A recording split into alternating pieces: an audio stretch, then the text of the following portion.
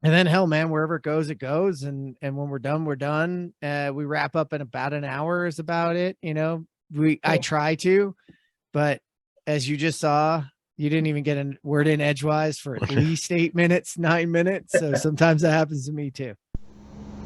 Look at us keeping kind of a regular schedule. Here is Dork-Cast episode 52, where we welcome in our friend Kyle Johnson of Avvir. Kyle, in our opinion, is one of those unsung dorks. We see him around the circuit fighting the dork fight and thought it was time to bring him in and sit him down for a talk. Kyle gets passionate about reality capture and prop tech, whatever that means. Hope you enjoy the conversation. Nerd! And we're live. That's right. Episode 52. Whose reality is it anyway? Keep your hands off my bourbon. My bourbon is my reality. That's what I wanted it to be. But let's be honest, we had to dork out. So it's whose reality is it anyway? We'll let you figure out what that means later on. Welcome to the show. We're glad to be back, and actually within reason on gaps between podcasts. We can be brought along at least for 2 weeks. We'll see how this goes for a while. Kyle, I apologize. It's a bit of a shit show over here sometimes, but welcome to the shit show. It's going to be a lot of fun. I'm going to introduce, because I am having one this evening, if you could not tell. I actually finished my bottle in this first glass. So it's not that I was prepping with glasses beforehand, but this is a Wyoming whiskey, small batch bourbon whiskey, brought to you by Flaviar. And since this one is done, we're calling it Kill the Bottles Night at my house, because I have to make room because my Flaviar shipment is on the way. I'm going to move to a Westward whiskey, which is a really fun one. It's an American single malt that will go next. Nice. So when you see me switch up, that's where I'm headed. All right, Travis, you were the most interactive with that one. What you got? Where you coming from? How you doing? Well, I am doing the Flaviar pitch as well. I think I may have had this one before. It's Smooth Ambler. It's got the elephant on the front. It's a contradiction bourbon. It's a blend of bourbon whiskeys, but it's really good. Comes out of West Virginia, Tennessee, and Trent, Indiana. They have more than just hops there. So that's a really good one. Yeah, I'm really happy with it. Probably will get it again. What are you drinking, Trent? Well, I've got a beer and it's from Indiana, but I went lighter, Travis, just for you. I got a little Sun King cream ale here that I'm taking care of. So not a hoppy selection, more of a nice warm weather summer selection. So nice. John? I got Heaven's Door. This is Dylan's. So Bob Dylan's label. On some bourbon. It's 100 proof. So it's a little hot. Like, my wife doesn't like it because it's hot, but I like the barrel proof and I like it. And actually, like, a lot of people put their names on stuff, and usually I have been impressed.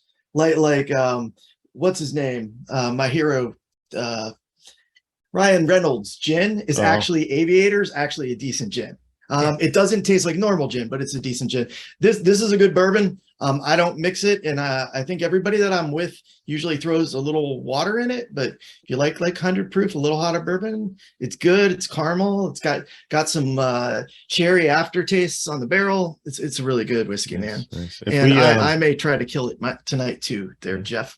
So Prost. Prost. Let's play catch up. So if we have any distillers out there listening that would like us to put our name on a bottle, just feel free to reach out. Get it? It would be the Dork-Cast. It's the Dork-Cast. Cast strength. Cast strength. There you go. Dork-Cast. Hey, feel free to take it. And look at John shake his head in disgust. It's all right. Fine. It's Episode's good. over. Episode's over. Everybody go home. You want me to play sound effects? You want me to play sound effects? No puns, no sound effects. We're good. Next. All right. We got Kyle Johnson with us. Kyle, how are you? Thanks for joining in, man. Welcome to the crazy show. What do you got? And what do you got with you tonight? Yeah, sure. I want to tell you guys that I mostly joined because I like talking about Contech and PropTech, but I really like the show because you always do the intro with the I'm actually drinking a gin. Right on. Yes, it is a barrel rested gin called The Chemist. and it's out of Asheville, North Carolina. And it is delicious. I honestly don't even like gin that much, but this is freaking awesome. So Right plus on. it tastes like bourbon. So Anything that tastes like bourbon. yeah, exactly. I've never heard casks rested. So that means they actually go ahead and rest it in a barrel. That's awesome, man. Yeah. I mean, quite honestly, I'll drink anything that's barrel rested. So Yeah, right on. within reason. May have just found a new rabbit hole. Thanks, Kyle. Yeah, thanks a lot. Wow. Yeah. We want to talk Contech and PropTech too, but I want to talk about, barrel rested. This is the new rabbit hole we go down. So that'll be my first question. I mean, can you expand on that? Do you know much about the process? No. Okay. Well, my first Not really. question falls flat. Yeah. I don't know much about the process. I mean, I could probably make something up, but it's not going to be right. But that's kind of half my job, anyways. Making You want to stuff keep our fact checkers off our backs, so. I disagree. I think it just needs to be narratively true. So it needs to be true for the sake of the story. Like if the story's good enough, the truth can sort of move down the hill a bit. You know what I mean? Yeah, exactly. But I mean, the only probably additional thing I can expand on is like, I like barrel aged wine, barrel aged beer. This is the first time I've heard of like barrel aged gin, and I jumped at it. So, and I thought it would be interesting to bring on. So. Now you're drinking it straight. Have you mixed it in a martini yet? Yeah, and I mixed it in an old fashioned too, and both were incredible. Ooh, gin in an old fashioned sounds weird, man. I have to get a barrel rested gin. I will go find a barrel rested gin. All right, we're going on a rabbit hole because you talk about weird old fashions. What is with your world, Travis, with these crazy what was I ordered an old fashioned up your way and they brought it over with what the heck was in it? Brandy. Yeah, that's more of a Wisconsin thing. Once you get around Wisconsin, Iowa border or Illinois border, especially in Wisconsin, like you have to specify, because if you're in Wisconsin, you ask for an old fashioned, you're getting a brandy. And I will personally, and some other people, I know the traditional way of making an old fashioned is pouring the sugar in the bottom, maybe a little bit of water, muddle with the garnishes and stuff. But I prefer it made with syrup. And so anytime I see a bartender pour the sugar packet in, I'm like, I'm out. But when you go to Wisconsin, that's exactly what you're going to get. You're going to get that traditional old fashioned, concoction, but with brandy. And yeah, sorry. Right. Yeah. All right. Well, Surprise. Kyle, we went crazy down the rabbit hole. You're here to talk PropTech. You're here to talk Contech. I know a few secrets about you. They're not really secrets, and he told us before, so it's okay. How I always like this. Like, what was your way to Contech? How did you get here? Like, what are you passionate about? For people that aren't up on what you're up to, man, what are you up to, and what are you kind of geeking out on? Oh man. Honestly, ever since I was in school, I had a natural inclination to all things software. By the way, my background is in architecture, and I went to Auburn, which is not at all a very technical or digital savvy school, but I kind of naturally took that route while I was there, and I never lost sight of it. Got a couple of additional experience at very tech forward architecture firms, engineering firms, and I've just always had a strong interest in it. But the way I kind of formally got into the role that I'm in now, well, believe it or not, I just found this job on a job posting, figured out what the particular role was about and what the software was doing. And basically I came on board because like, I wish I had that software right now for what my current job is. So pretty straightforward. Yeah. So you had a little stint though at this little company that had a little issue. Or actually I think taught us a lot. I mean, people talk about the bad things. I always like talk about the good things. I have quite a few friends actually who worked there over time or did work with them. So you want to talk about that one? Do we need to say it first, or can you say it first? I feel like we're ye who shall not be named. Well, is that the position you're talking about that got you interested, or is that something else? Yeah, I mean, I was at WeWork, And basically, yeah, it was kind of a shit show to say the least. Like a lot of the documentaries out there are very real and true, and I mean they're based on truth, based from what I know. But I just feel like the general consensus or my understanding and recollection of what it was like there was everyone was going at 1,000,000 miles an hour. Everyone was trying 1,000 different things going at 1,000,000 miles an hour. And I mean, I in particular was handed like 20 or 30 projects at any active given time. And that particular role that I was in, I was construction manager, managing millions of dollars of projects, without tons of formal construction management experience.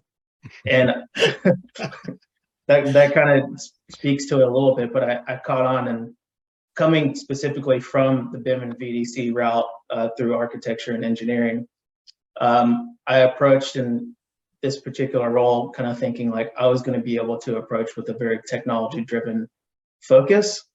And then, of course, as soon as I got into that job and figured out what the responsibilities were and trying to just like keep my head above water, almost all of that kind of immediately went out the window, because you're just like spending so much time trying to get the projects done.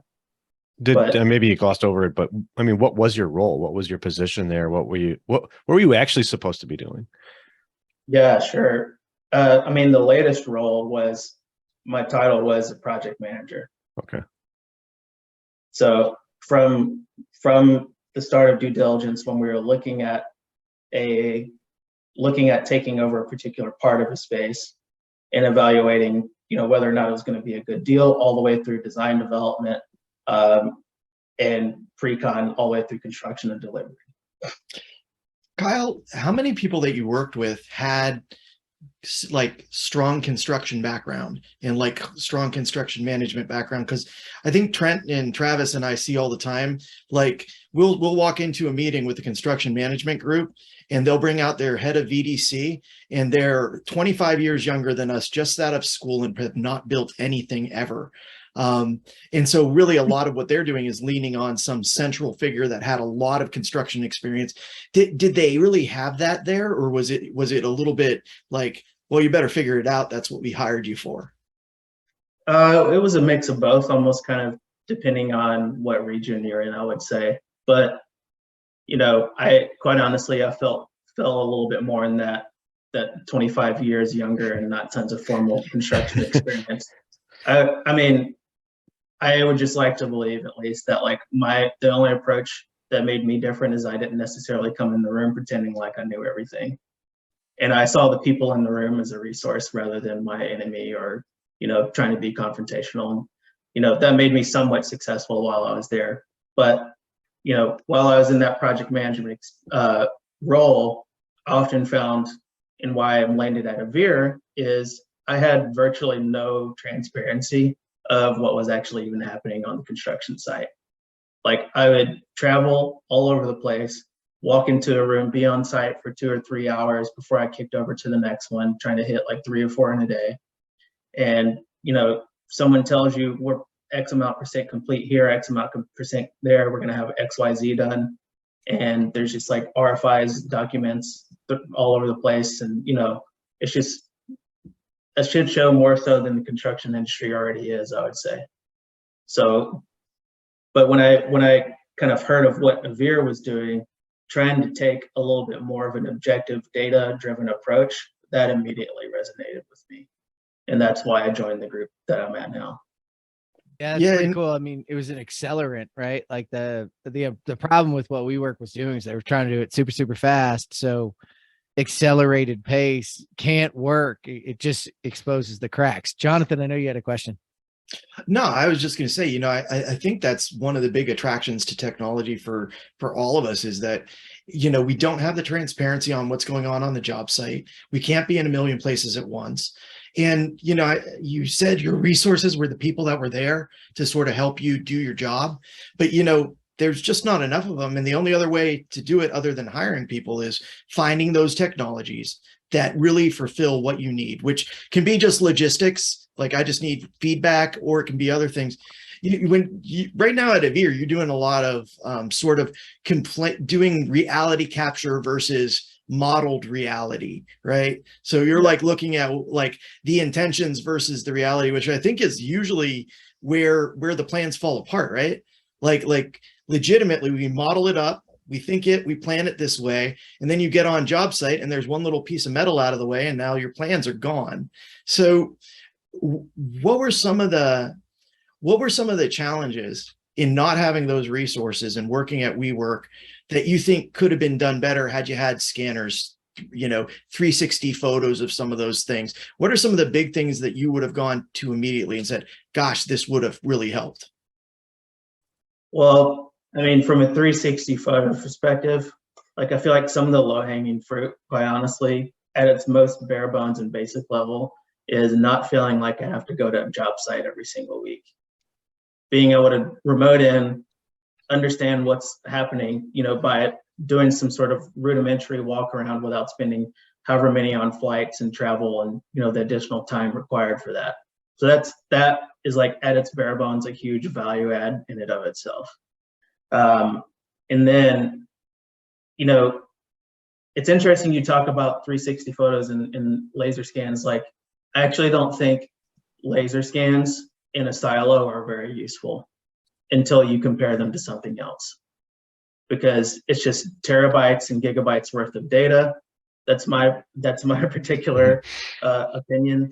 But ultimately, it's like, what do you do with the information that you already have? And that's quite honestly what we talk about a lot at Avvir, but and it's certainly what I practice and preach. But you spend however many thousands of dollars in laser scans. Like, what do you do with it? What type of information are you going to get out of it? Yeah, I think that we're a weird group in that I think all of us immediately, even on brownfield, go out and laser scan and put that back into our model. It's back into our model that day. Right. It's like, how fast can I register this, get this back into my model, adjust my prefab to whatever we see there. And I do see a big disconnect between where you're coming from, like the AEC community, architects and engineers, because I was one of those for a while, and where we're at in the contracting community, where my scanner when I left Spader was a decade old, so, and that was 4 or 5 years ago. So I think the contractors have been, because we made money off our fab, we were more likely to use the point clouds effectively early on.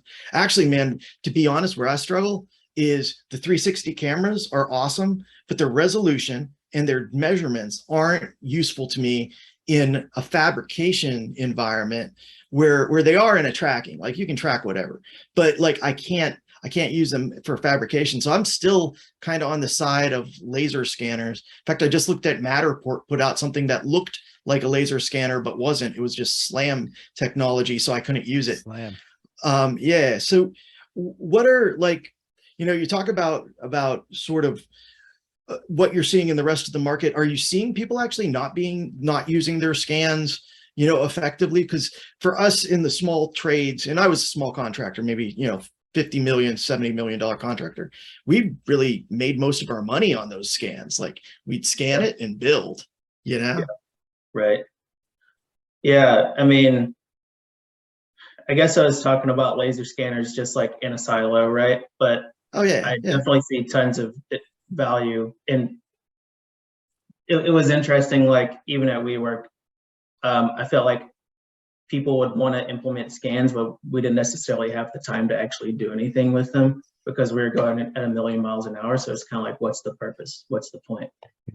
But I feel like what's interesting again is like 360 photos, just because they're so cheap, like the resolution is not necessarily great. But I mean, I was even listening to something earlier. It's like 360 photos are primarily about maybe progress tracking and CYA. But I do think people who are interested in taking that proactive approach to make sure that they're not making mistakes, which it sounds like exactly what your particular group was doing, is exactly like why laser scans and comparing back to the model immediately is like the biggest value add. Like, I need to double check the existing conditions so that when I bring this stuff out there to the field, that it's actually going to go where it's supposed to go. And I think you made a great point also about the travel, because you can take 360 camera scans, throw them in, an Oculus and literally walk your job site. And Yeah. it's not a big trick. Well, and I think But- that's what one of the thoughts that triggered to me is like I never had really thought about it when you were doing like project management for WeWork. Like, I mean, we're generally, when we think of construction tech and all this stuff, like we're thinking about giant projects usually, right? But you're managing 20 to 30 small simultaneous projects going on. Yeah, I think that and it is kind of interesting to me because of the again, we don't want to harp on the WeWork story too much, but the story was that they were this tech forward, tech focused company, like that they wouldn't have those technologies in place. And I really do again find it interesting. There's no real question out of this, but like after that experience, I don't know how you landed at Avvir, but like it seems like that experience made you look for something that fixed the problem that you had. Yeah, that's exactly what it was. I mean, when I kind of found Avvir through a random job posting board. People are always surprised when I tell them that for some reason. I do still use those. But anyway, yeah, I mean, as soon as I found out that there were companies, of course, as soon as I was exposed to Avvir, I realized like they're not necessarily the only one doing this, but that there are companies who are like trying to solve specifically this problem. I was like, boom, exactly what I need to be doing as my next step. Because I've seen in that short amount of time, however many projects I did in those kind of crazy WeWork years. I mean, there's, some sort of joke maybe about like, dog years and WeWork years. But you just see so much and you're just like, immediately I see not all of the problems, but more problems than I wanted to see. And if I just focus on this one particular set, that's going to be more than enough to launch me for potentially the rest of my career, to be honest with you. Like even the more that we kind of dig into what our core capabilities are and trying to solve what progress tracking means, you just start to run into so many different intricacies that, like, I don't know, just say that you're going to automate progress tracking is like, it's kind of a misnomer in and of itself. Like it's very, very difficult to like actually quantify progress. So if I hate to keep all the bandwidth, but I have a lot of questions because like I love the idea of trying to automate progress tracking. I think we bring in all this extra technology to do it. I've actually, one of the few times I've seen Boston Dynamics dogs be useful is literally going around on a semi-regular basis and taking 360 photos, because that replaces a person that has to do that, But if you were to take the tech stack that you see now at working at Avvir, all right, and you were to transport back to your old self, all of that technology, and let's just assume that for some magical reason you had a little bit of extra time in your day, like it wasn't get on a plane, talk to someone for 15 minutes, then make strong decisions, what technologies that you're working with now would have really saved you then? Because I think there's people out there that are listening that, regardless of what their position is now, are dealing with that same thing. I have 10 minutes to do things. They said it was going to be technology based. There's no time to do it. Like, what are the technologies that you think might change that for them? Might make these things that people can come away from successfully. Yeah. I mean, any progress tracking platform, I would say, that is like with the intention, that has the intention to provide you actionable reports, like to actually understand that progress tracking, is going to save you time. Because just the technology of 360 photos, again, like you mentioned, referred to like the earlier comment on travel, like I'm saving time by not doing travel, but now I also need to save time by like not looking through thousands of photos. And that as a concept of providing progress tracking based on 360 photos is not specific only to Avvir. There are a couple of others out there that do that. So leveraging something like that kind of allows you to like cut out a lot of that noise to focus on the most important things, I say, are immediately important. I mean, some of the other ones that are great in the space are I'm sure you guys have heard of the open spaces of the world, destruction Oh, hell sites. yeah. I mean, they're all over the place. But technologies like that, that's probably one of the biggest ones that comes to mind too. And what's interesting is the nature of your question. I don't even want to point specifically to one technology. I kind of want to point to like a methodology more so. And it's like when you're starting to implement these technologies, now what it should be doing is providing you with transparency that you didn't have before.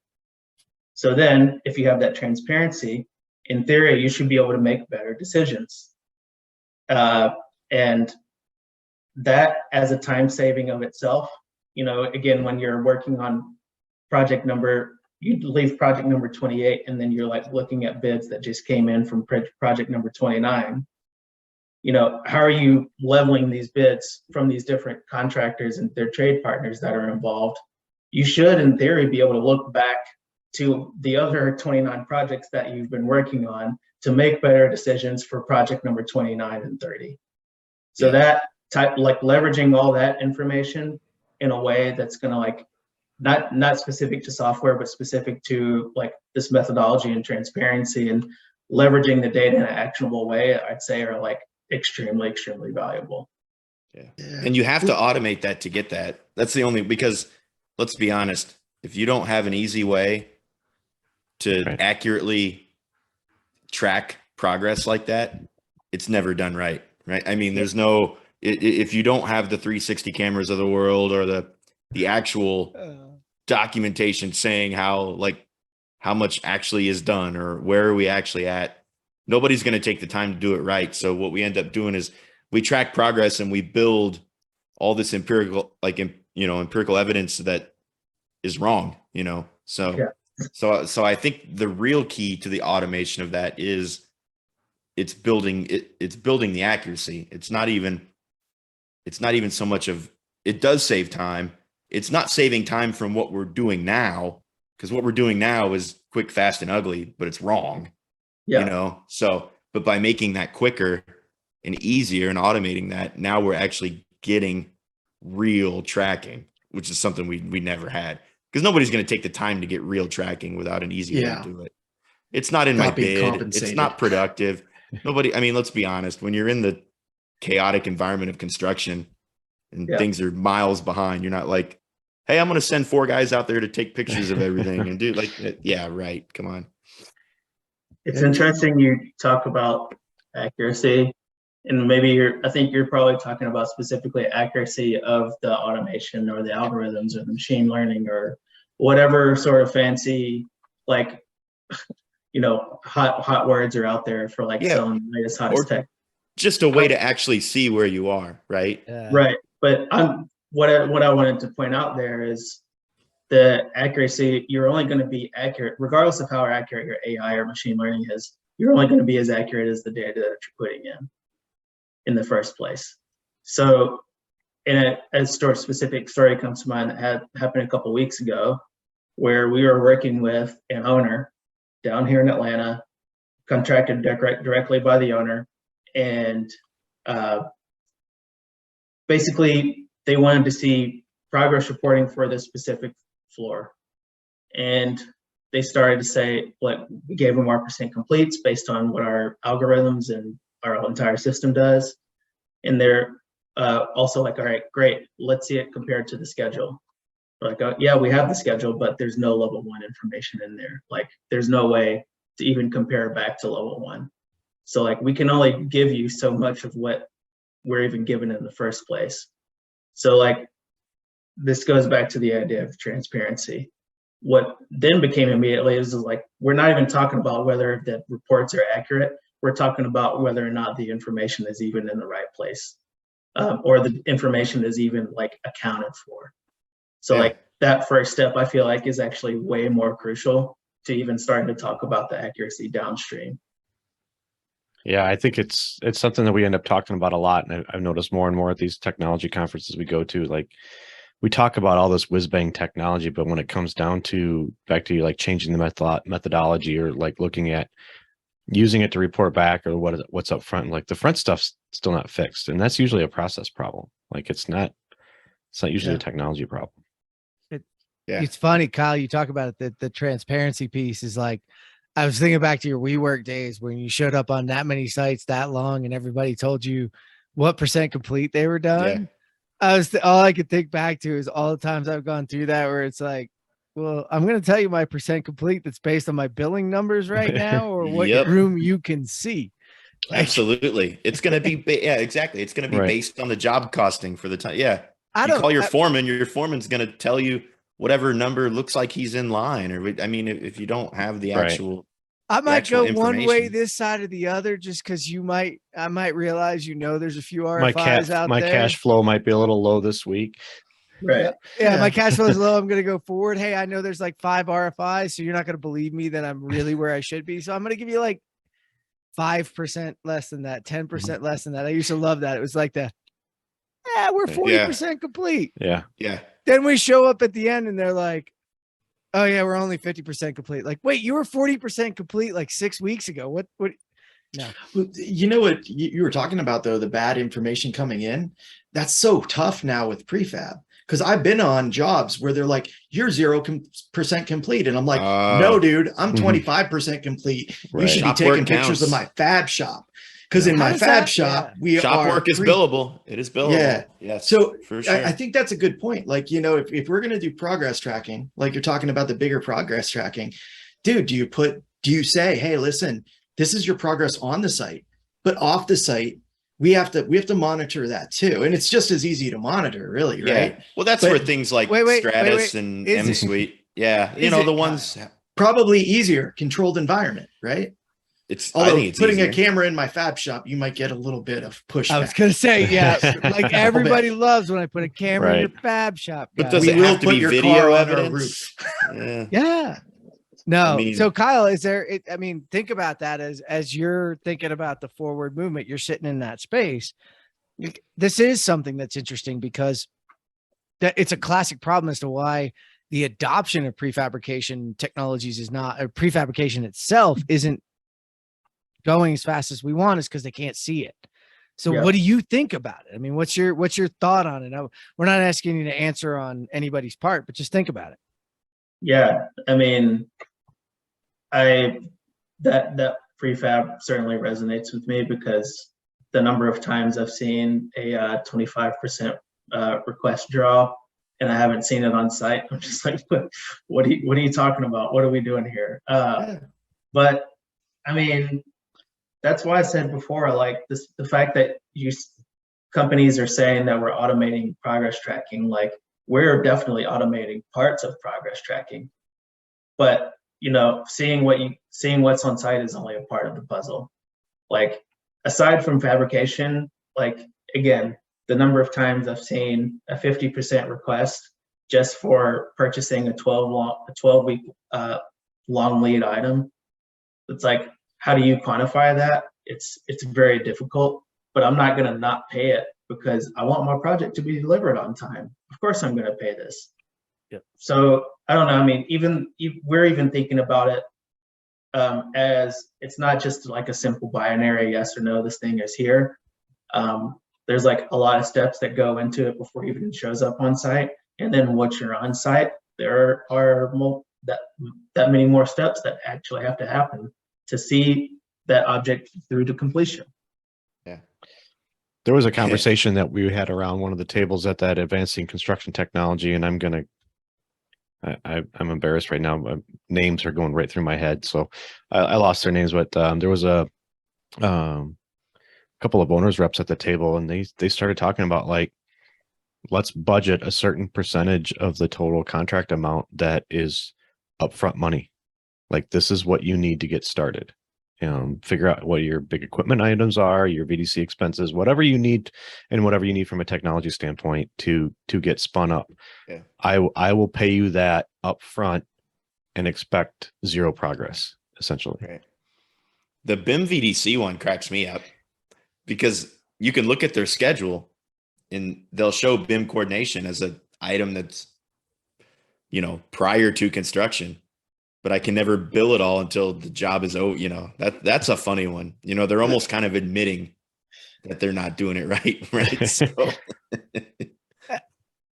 Yeah, I I mean, think it's what the was- risk model. Go ahead, Kyle. Go ahead. Yeah, I mean, risk was the word that came to mind. Is one of the things that we did try to implement, and I'm thinking one particular person that is also at Avvir with me that I work very closely at WeWork with, is we both came from the spin and VDC background, and we saw the additional costs of BIM coordination as basically another type of insurance. Like, we would leverage that as a way to say, like, no, I'm not seeing this change order. You guys did the BIM coordination. Don't ever show me this. So like we leveraged that a lot, and that was one of the ways in which we tried to bring the technology component through, amid all this kind of craziness that was happening through all those projects. But that's just something that came to mind as soon as you mentioned risk. I like Yeah, I that mean, insurance. Yeah, I think the entire risk, I wouldn't call it the risk profile, but the risk balance is off. I mean, I've talked to a couple of owners over time about this, and I've had at least one. Ryan Furtag is the one that comes to mind. He's just like our entire risk profile is broken, and the risk, like, owners that can be forward thinking and adopt and make a difference, understand that like, look, they're financing this entire thing. So do I care if said contractor, whoever they are, can handle this risk from a cash flow perspective, when actually I'm the one who's capitally funding this? So I'm better off to run that risk myself. And I actually know my own bet, right? So I might as well bet on that. And I think that risk profile needs to shift to make that more possible, especially, I mean, tease tomorrow, I'm gonna be talking with Travis as well, is like, lead times are ridiculous on certain things.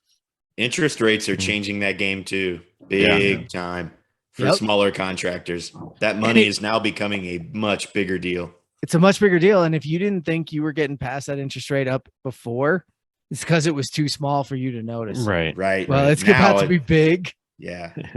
So Hey, just real quick though, I really like what Kyle said, that he, as a construction manager, said, hey, listen, you did coordination.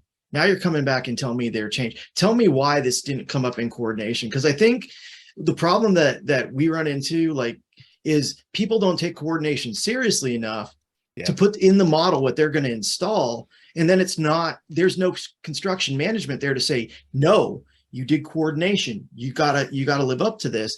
It helps, like, for people that are doing BIM right, that do go there, scan it afterwards, that are really in there, having a construction group that says, this is my insurance, this is valuable, and you guys got to do it according to that. I think that helps the industry. So, like, Kyle, I give you like a big applause for doing that early on, because the more people do that, the more everyone that's doing BIM as a showboat thing goes away. And that's, for me, that's my biggest risk, is I did coordination with you and you move your duct, or you move your pipe, you move something in my way, and I am done. So, I mean, I don't think that should ever be glossed over, that if more construction managers did that, we would have a much better market, man. A much better market. Yeah, because look how the subtrades, that totally changes the way I budget that, right? If it's something that's mitigating my risk or supplementing my process, then I'm probably more likely to accept a lot of the cost of that as part of what I have to do for the job. But if it's treated as just a check the box thing, then it's all labor expense for me, right? I mean, so it's definitely got to affect the project budget, just depending on how a good construction manager treats it. Right. Absolutely. Absolutely. So I was going to pivot here a little bit. You mentioned proptech being in one of your passions. Is that something that's kind of dovetailing into what you're doing there, or is that just something that you've been interested in overall? Yeah, I mean, it's kind of a side interest of mine, to be honest. I mean, I think of them not totally as interchangeable, but obviously related. And what one of my favorite ways to talk about what we do is that we are effectively a digital twin of the construction site. And well, first of all, I guess we could back up. That was me. I'm sorry, but I'm on our little chat, and I'm with you, Jeff. I'm like, this what's is internal PropTech? to me. And Kyle, please don't take this as at you, but can you define prop tech? Or digital twin. Because digital twin. Contech is the opposite of technology. So we're clear. So what is prop tech? I mean, God, they're so wide and vast, I guess, in their definitions. I mean, they're not actually intertwined, but I would almost say like people use Contech and digital twins almost interchangeably, which is like also part of the problem. But like the best way I've seen particular digital twin defined is like some virtual representation of a physical space or a physical process that informs your business. And I talk about a digital twin as, because quite honestly, in the way all of our budgets were designed this way, a construction site is a business with lots of different stakeholders. And having a digital twin sort of transparency of what's happening on site is informing your business of managing that project effectively. And so I can take that same concept of a digital twin and transition it over to in the prop tech world, where it's not, I feel like the only difference is one is like during construction and one is like during the management and facilities management of the life of the building after construction has already happened. So that same concept of a digital twin is I should have some sort of digital representation and live feedback loop about what's happening in my building to inform better decisions throughout the management of that project or that particular building. And the reason I'm interested in that in particular is because, I mean, I forget the exact statistic, but construction is only what, like maybe 10% of the overall cost of the life cycle. 10 to 20, yeah. Yeah. So like, that, yeah, of course. That is the best. That's the best I've heard anybody define it. To be honest, I'm not, there's no reason for me to blow smoke up anybody. That was the best I've heard anybody define it, because it's really been this nebulous world.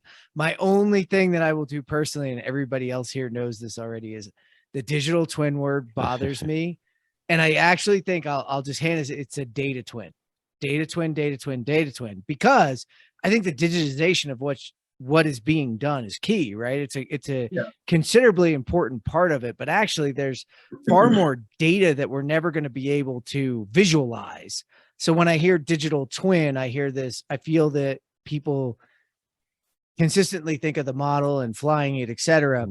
And when I think of the data twin, I think of more of the ability to provide actionable data to make better decisions, like you talked about earlier. So it's my only thing that I'm like, well, that's where I go, but that's a nuance. That prop tech definition, Kyle, was awesome. That was really awesome, because most people don't have a good idea. So the data that we build in that 10 to say 20% of the cost, then you got 80% to manage it. So you're getting it back in. So what are you excited about, like, that we can do in this 10 to 20 that can be realize a ton of savings in that say 80 to 90% of operating a building? Yeah, I mean, I personally am not doing anything about it. It's more, no, you don't have to do anything. What can we help us? Guess what? You. Neither are we. So neither are any of us. We're out.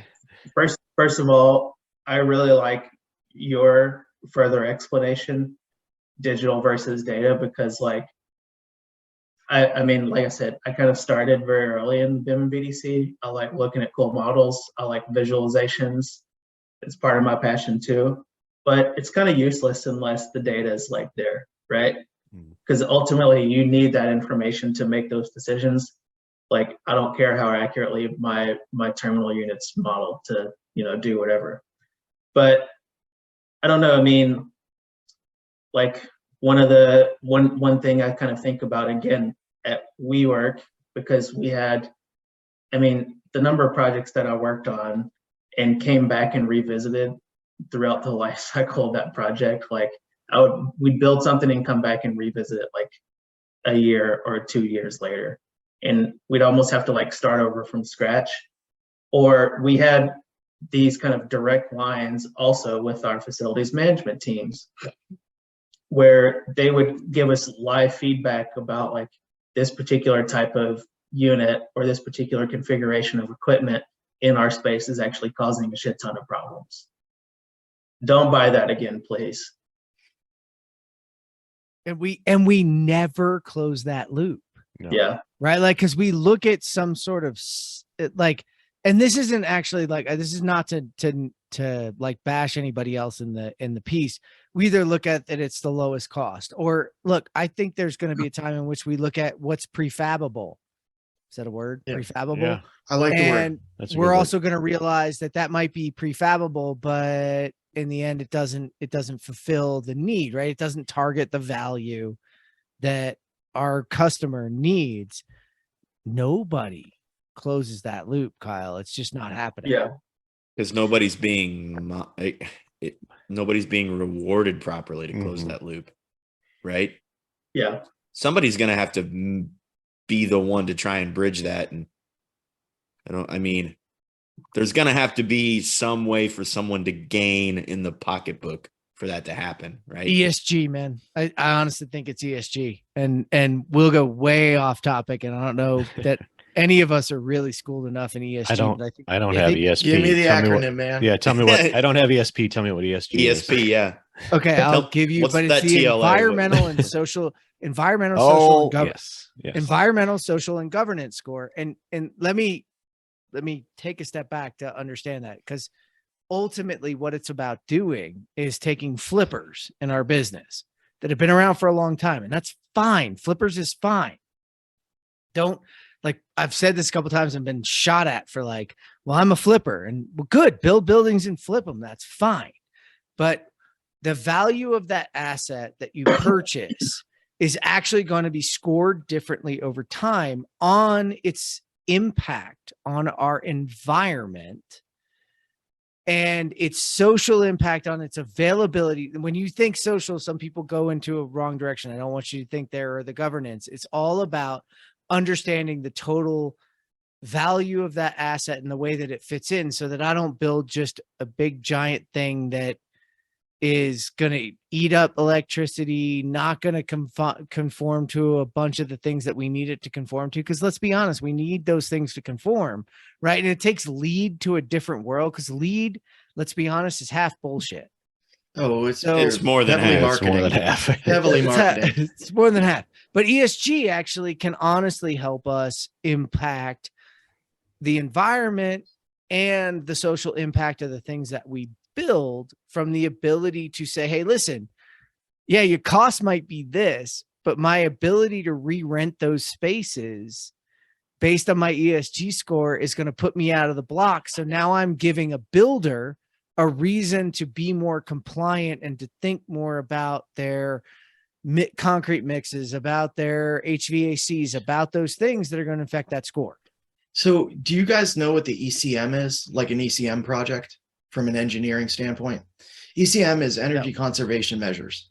It means I go in, replace all your toilets with low flow toilets, and then I get your utility bill. I get a portion of the money you saved on your utility bill.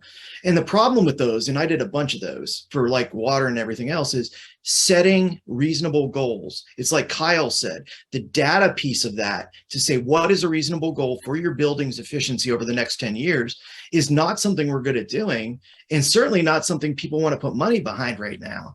So I love your idea, Jeff, but like, I feel like back in, geez, man, that would be back when I was in engineering, which was like forever ago. It's like, look, back in the 2000s, they tried this energy conservation measure model, and the problem was always the goals, because water costs more, power costs more. There's an escalation of cost. Yeah. And then it's tough to say, based on this escalation, I need my building performance to be this. I think that the first steps, though, or what Kyle is doing right now with them, is setting the groundwork, saying this is the basis of a building. This is how a building should operate. Now let's move it forward, and let's take, reasonable amount for how much that's going to inflate.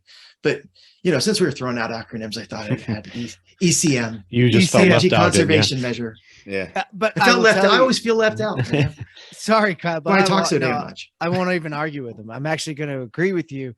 Is that what I think ESG does differently? Is that it has a lot of movement around the groups that are trying to push that forward now, and it's not an absolute measurement. In fact, I've dug into the measurements, and I will tell you right now, I got no idea. However, what I did figure out from doing it was who's going to pony up to pay Nathan. I think it's my turn. Okay, Is it's your Nathan turn. at Okay, AU? you pay I'll get Nathan. him at AU. All I'm right, all out of it's- money. Tell me how I'm measured, and I'll tell you how I act. And Yeah. to you, Kyle, the key to all of that is the data. Well, I can't do anything without the data. Yeah. And you provide a reality to that data. And I think that's a consistent draw between. I mean, I know it's probably not where you guys are today, but as you look Yeah. forward, like, how do you get there? Oh man. I mean, it's interesting if Jonathan, maybe it was you. It's like, how do you incentivize people to care about that, all the downstream effects, like throughout the management of the life cycle of the building? Like, and all of you guys have said multiple times that like, this is going to help me rent the space faster or help me generate more money.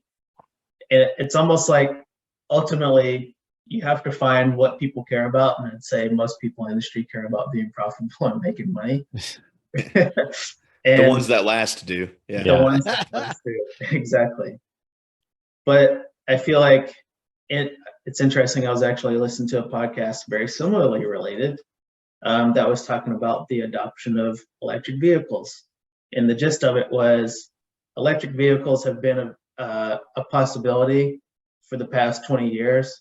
It's just only now has there been a shift that people realize that they can use EVs as another way to make money, not because they're environmentally conscious. It's because it's the new cool thing and it's going to help people make money. Mm-hmm. Well, Yeah. and it's the infrastructure, right? Like the infrastructure that's being built up around it now can actually support it. We didn't have gas stations. We've always had gas stations now, and those grew up over time. I'm sure there's an But- economic component to that though too. Like people are like realizing that it's a chicken or egg thing, but if there's more electric cars, I can make more money building out charging stations. Yeah. Exactly. But I was actually going to flip that question back to you guys.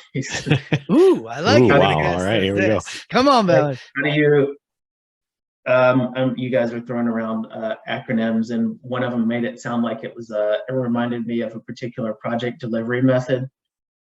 I can't remember exactly what it was, but like another version maybe of IPD where like everyone is aligned incentively. IFOA. Incentively aligned. Could I don't know. But like from my perspective, I feel like the only person or the only group who can make these decisions is the owner. The owner is the one who calls all the shots because the people building it are not necessarily incentivized to be environmentally conscious. But how do you actually make and bring your like general contractor and trade partners into the mix throughout the life cycle of the project? Like, do you give them a slice of the pie? Like, we're only so focused on that first 10% of the construction. What happens to the other 80%? Like, do they get rewarded? Do they get rewarded for a high performing building? I don't know. Yeah. I I was think ready Slice of the pie? Go ahead, Trent. Yeah, I mean, there's probably 1,000 different ways to try and prove this, or 1,000 different models that might make it work. I think a couple that come to mind might be, maybe there's like a separate form of retainage that's involved with something like this. And I mean, obviously the contract amount would have to probably go up in kind to support this, but maybe there's like a service agreement, service level retainage amount that's like, hey, if I don't have to service these certain pieces of equipment over a certain amount of time, like this money comes back to you, or you know, I'm trying to think of a way where it's now no longer looked at as my 1-year warranty period is all I really have to care about. Yeah. I'm going to get my money and I'm going to move on to the next one. Well, now the contract amount will have to, you know, Right. you're going to have to incentivize it, but maybe it's like, if there's a high enough retainage amount for a 2-year period, if this doesn't get touched or something, I think it has to revolve somewhere around there. I'll take the generals out of it because honestly, Kyle, I don't know how to answer it for them right now, but I think there's a unique opportunity here because it's something we don't talk about live very often, but the ability when you're a trade contractor to deal with the sine curve of where the industry goes is actually to have an opposite sine curve of service, right? Service is a huge part. When an economy downturns, right, service becomes the biggest thing because you want to maintain your asset. Yeah. Right. So if we had more skin in the game down the road for trade contractors on how that building performs, there might be an actual opportunity for them to bring even better ideas to the table.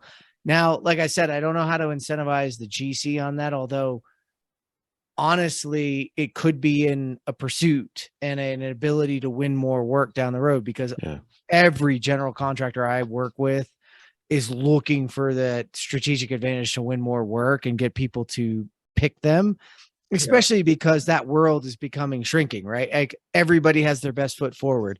Everybody has their best team. Everybody's doing those things, right?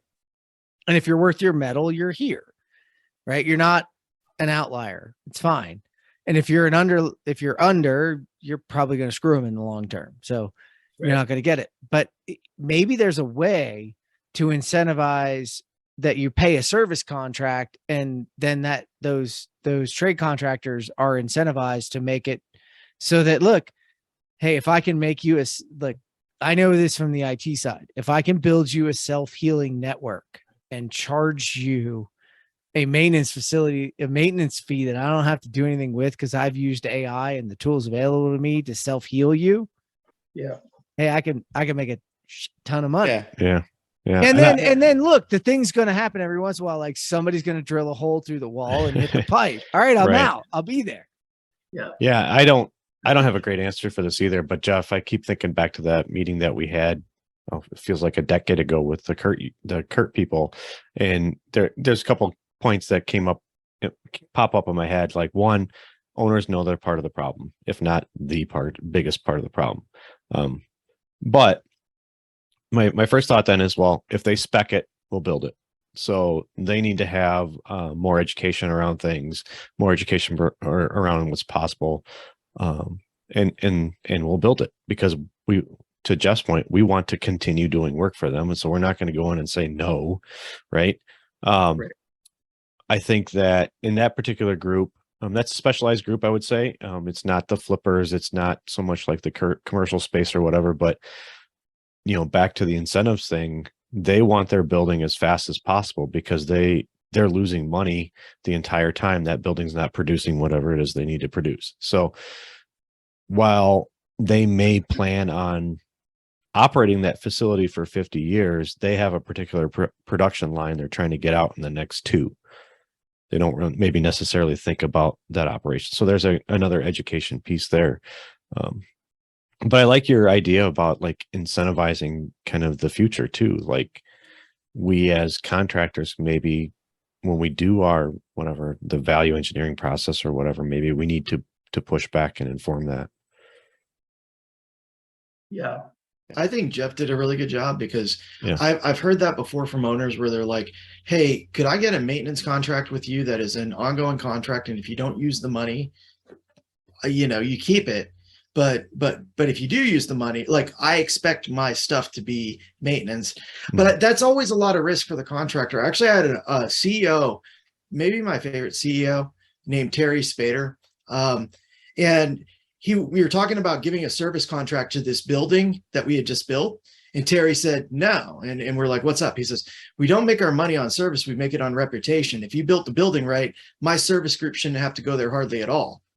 He says, what I want that reputation of my service group never shows up to move to that next job. So I hate to say organize the owners, but if you started to build owner groups that started to select contractors based on performance, and they put out, here are my performance goals, I think that's the best we can have, because we have to take these bids based on lowest bidder, and man, you are forcing us to cut your throat.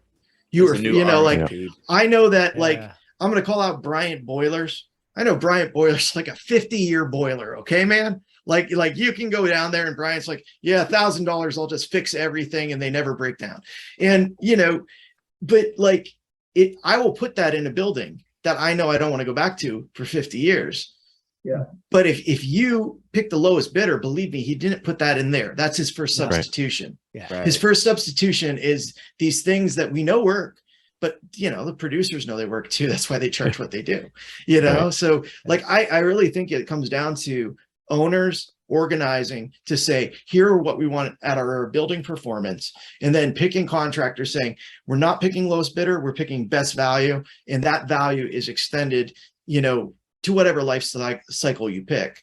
But I really do think it's getting them all together. I can't remember who said it, but it's the owner. It's the owner that runs this. It's the owner that is central. But Jeff, you remember when we were in that meeting, I said, okay, are you willing to pay a premium? No. And everybody was like, whoa. It's no. What's Kyle, interesting, that's go ahead. Jonathan, just listen to you. Like, even at WeWork, I remember multiple times, maybe this is like when the first time that they realized the money was a little bit screwy, but the first time of many. Yeah. I remember them talking about OpEx budget and CapEx budget. Yep. It's just like the nature of what we're talking about, like, as long as those two terms are even like defined and exist, we're never, I mean, and again, that's underneath the one umbrella of an owner.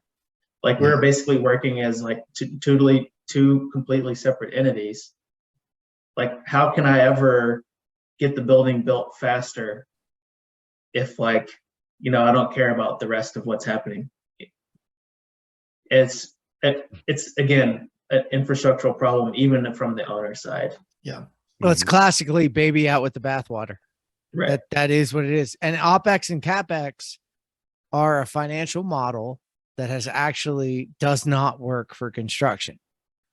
It just doesn't. We have to look at the financial model that is construction and look at it as an enterprise level, as separating CapEx and OpEx to understand the total cost of what a building cost us, because we just don't have that figured out. And actually, we look at it in so myopically in the construction space and then the operations space that we forget that the two are tied at the hip.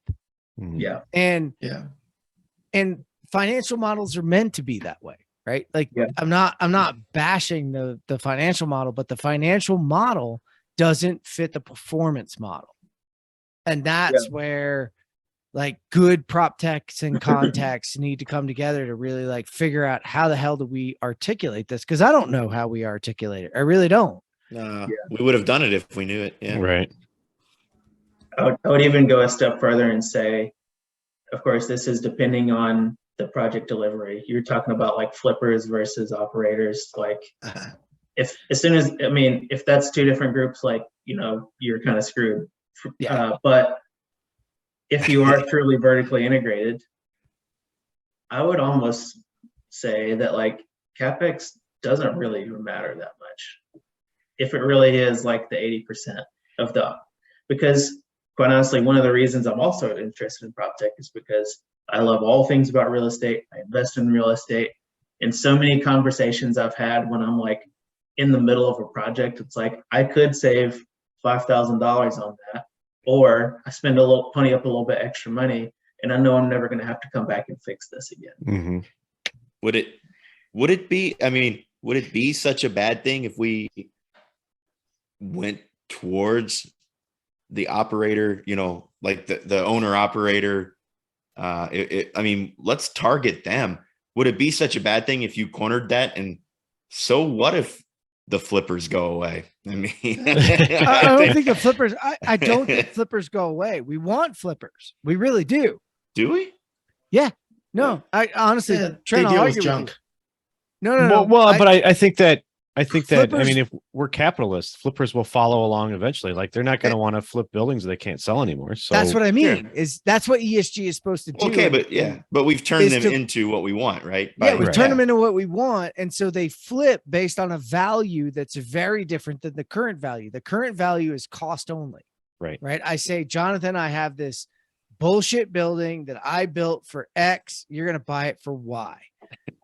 Is that your No. lead? Is that what you come in with? Yeah.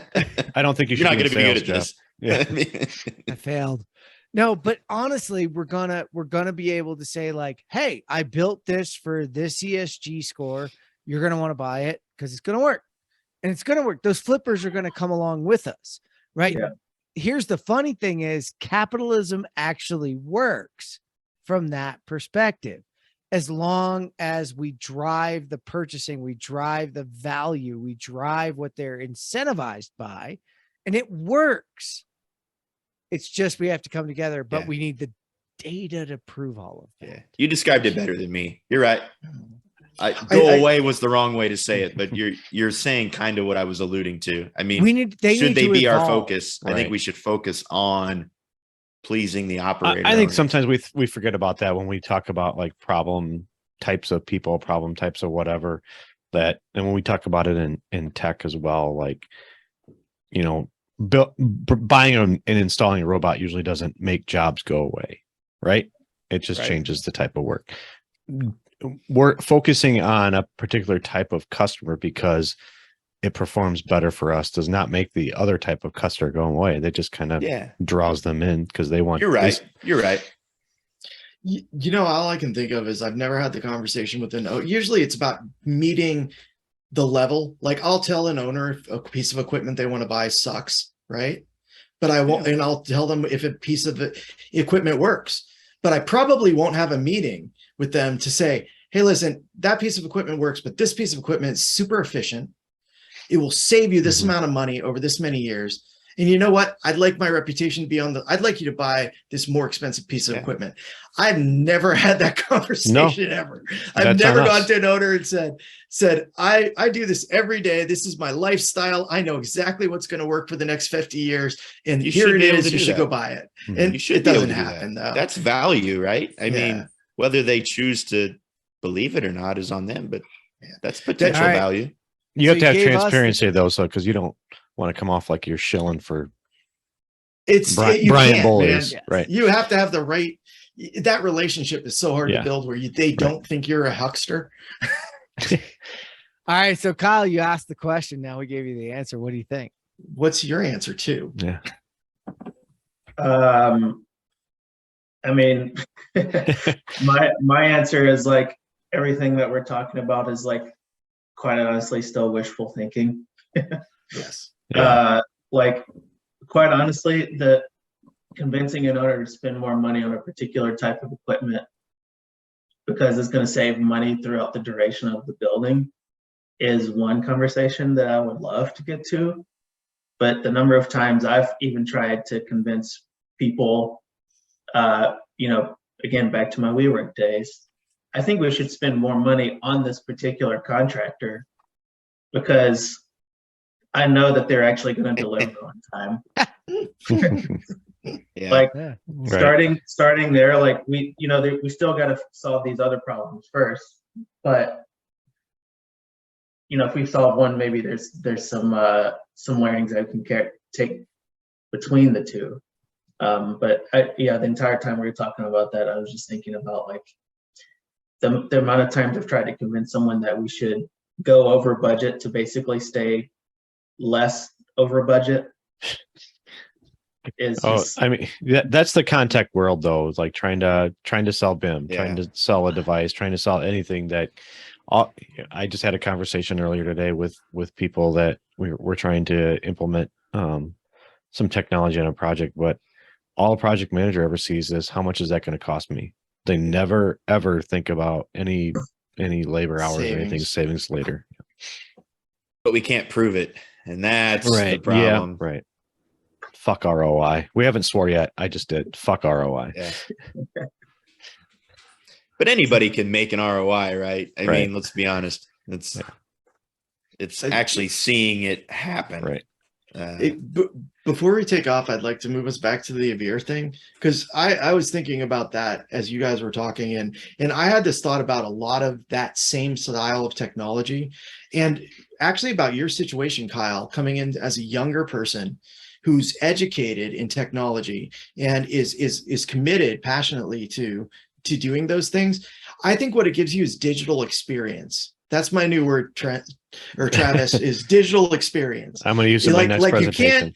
You can't get experience other than by doing the work, right? But you can if they give you enough data that you can trust. Then you walk in with digital experience versus on-site experience, and I think there's a balance between the two. There's a tension between the two for sure. But like things like Avvir, things like Open Space, those others, I think what they give you is they give you digital experience to walk into the next job and go, I've walked 20 job sites today. How many did you walk? Good. I've walked 10. That's great. I've walked 5. So I think that's, especially with the lack of labor that we have to do some of these important jobs, I think that digital experience is going to start to be a more and more important thing to give to those people that we're saying to you, hey, jump into this pool of piranhas and deal with everything. Right. But you don't get any help. You know what I mean? So I really feel like that's what Avvir and some of those others are doing is extending that to the new generation of people coming into the industry with the passion, with the intelligence, and with the understanding of tech. Man, I just telling him he's right, but that's a fantastic point. That's a fantastic point. I agree. And to kind of turn that into a question, then, how are you guys thinking about that digital experience? Because I think the pushback is always going to be, well, that's that project. That only applies to that project. How are you trying to relate that data back so it can be applied across the scope of all, the majority of projects? Yeah, I mean, unfortunately, like we're a little bit limited in the type of sophistication of projects that we can work on, right? By the nature of what we do, which could be good or bad, I guess. But like, we don't work on a project unless you have a model. Quite honestly, we can't do it. And I was just waiting for you to say it. Stop treating them like they're different, right? Yeah, that's who's going to be the one. Yeah, exactly. I mean, yeah, I don't know. That's a great point. Stop treating them like they're different. Like, yeah, it's still a project. Yeah. I mean, everything's different, right? You can always make that argument. I think we let that get in our way. Yes, we do so much. I think we let that step on our toes more than it should. I mean, what car companies make different cars, right? I bet they don't treat them like they're that different. It's just, I don't know. And yes, that analogy doesn't relate, construction is different. You use that different word all the time, but I still think job site data is jobs. I mean, you can still relate it to it. It's only different because they allow it to be, really. I mean, in a small job, a big job is just a series of small jobs, right? I mean, there's always a way to make that correlation. I mean, short interval planning is something that we've done for years, right? I mean, a large job is just more of those small plans put together. It just, That's totally true. I mean, sooner or later, you're going to start to recognize these trends, like no matter the size and complexity, like things have to go in a certain order. And if when you go on a job site and you realize, or if you look at 360 photos, I guess, and you realize that XYZ is not installed, immediately that tips you off on this other project that you're working on, that this is going to be a problem based on previous experience. Yeah. You mean sequencing is important? Are you talking about? Supposedly. Supposedly. Are you talking about the 5th or the 6th or the 7th dimension of BIM now? How many dimensions are we at right now? I want you to add another one. I stopped counting. Yeah, right. All right. So we It's a do good this answer. at the end of every episode because we're right up on that time. Kyle, what are you like looking forward to?